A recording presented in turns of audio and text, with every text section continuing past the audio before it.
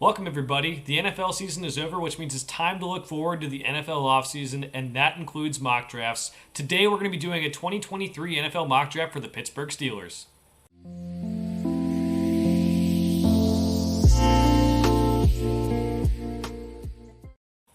The Pittsburgh Steelers are up in our 2023 NFL mock draft series.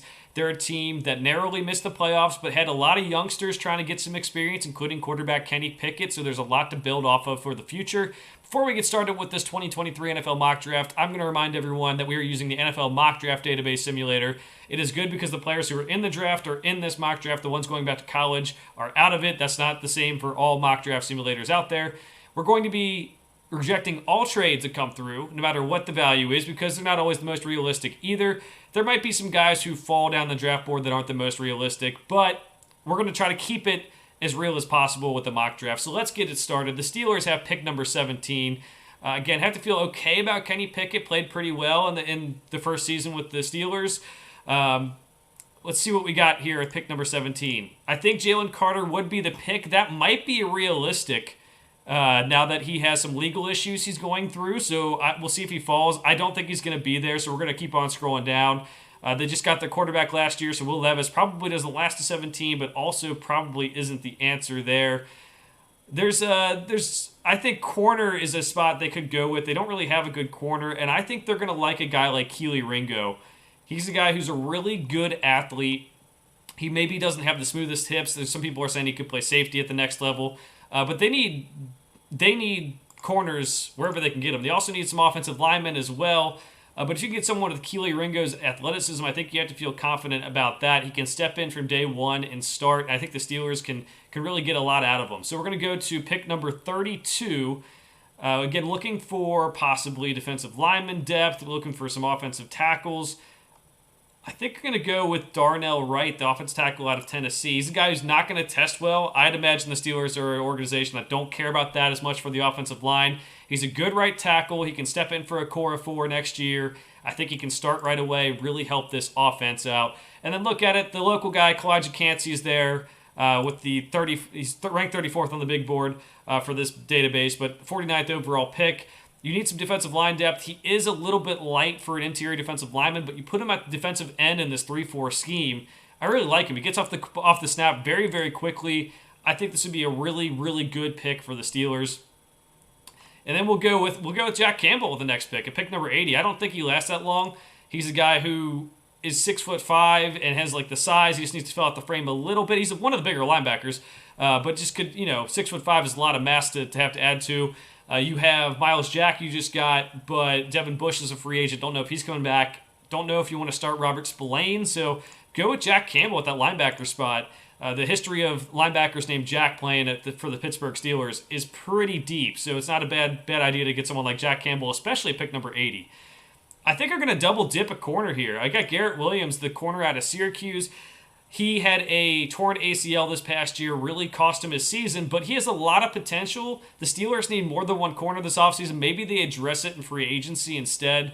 But if you can get 2 good corners like Ringo and like Garrett Williams, I think that could be really, really good for this defense. You never know what you're going to get out of someone ranked or who's picked at number 120. And also Garrett Williams coming off that injury, but I think you have to feel good about where you get him value-wise. Yes, there's some other issues on the team, some other places you can get some depth, but I really do like this draft so far. We are now in the 7th round. There are 2 picks in the 7th round for the Steelers. I think you can get some wide receiver depth here. I like Dante Demas. I think the offense didn't really go as planned at Maryland, but I do think he's a good player. He's one of these guys who can provide depth for you, obviously as a 7th round pick. And you traded away Chase Claypool. Maybe you get some wide receivers free agency. Wide receiver's been a spot that the Steelers have drafted pretty well over the last several years. I think this is a good pick here in the 7th round. And then with the last pick here, we have pick number 243. Obviously not the most left here. Let's go Ricky Stromberg, the interior offensive lineman. Center for the Arkansas, has a lot of experience in the SEC. I think he's a guy that will fit in with the Steelers culture of just being a tough guy. They get some offensive line upgrades, and I think he's a little bit lowly ranked in this one. I think he might end up going a little bit higher than the 7th round. So if he falls, it's a guy I think could maybe make the roster and maybe compete for a starting spot along the offensive line, whether it's that center or maybe guard. Let's recap this draft for the Steelers. You get Keely Ringo, the corner out of Georgia. He's a big, fast, strong corner. Got good top-end speed, former track athlete. The hips are kind of tight. Maybe he doesn't transition that well. But I do think he's a solid athlete that the Steelers could fit in right away. Darnell Wright, the offensive tackle out of Tennessee. Remember, this is the first pick of the second round, pick number 32, because the Dolphins forfeited their first-round pick. But I think this is a good pick as well. You get a starting offensive tackle right away. He's a right tackle, so maybe not a left tackle that you're desiring a blindside protector, but plug him in right away, improve that offensive line. We saw Mike Tomlin looking at offensive linemen at the Senior Bowl this past year.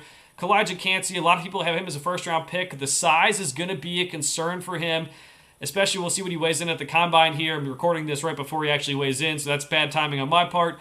But he gets off the snap of the ball really quickly. He can attack gaps. I think he could fit in with this 3-4 defense at defensive end. Jack Campbell, really instinctive linebacker. Maybe not the best in coverage, but I think he can be good in zone coverage for the Steelers. I think he can help that inside linebacker spot, whether Devin Bush is back or not. He can slide in next to Miles Jack. Garrett Williams, the torn ACL, but otherwise has good tape at Syracuse. I think he could be a guy who maybe falls down draft boards, but has a better career than maybe we expected because of that injury. Dante Demas for wide receiver depth. Again, offense wasn't the greatest for Maryland last year. The passing game didn't really seem like it flowed that well, but he has a lot of talent, good athlete. And then Ricky Stromberg, a guy who provides depth on the interior of the offensive line, possibly turns into someone who can start. He has a lot of experience in the SEC, and I do think fits that Steelers culture. So that is the Steelers mock draft. I do like this for Steelers. Maybe another corner stays around at 17. Maybe Joey Porter Jr., the former Steeler son, could be someone who's still around there. But if Ringo is one of the best available, you're not going to find many better athletes. So we'll see what happens there. Steelers, I do think, with this mock draft could make the playoffs, even in a very tough division with the AFC North, with the Ravens. We'll figure out what Lamar Jackson's doing, with the Bengals probably being back, and then the Browns having Deshaun Watson. We'll see if that pans out in year 2, because it certainly did not look great in year 1. All right, it is my turn to remind everyone to like and subscribe to the channel. If you like this mock draft, we'll be doing more until the 2023 NFL draft comes out. For now, thanks for watching. We'll see you guys next time.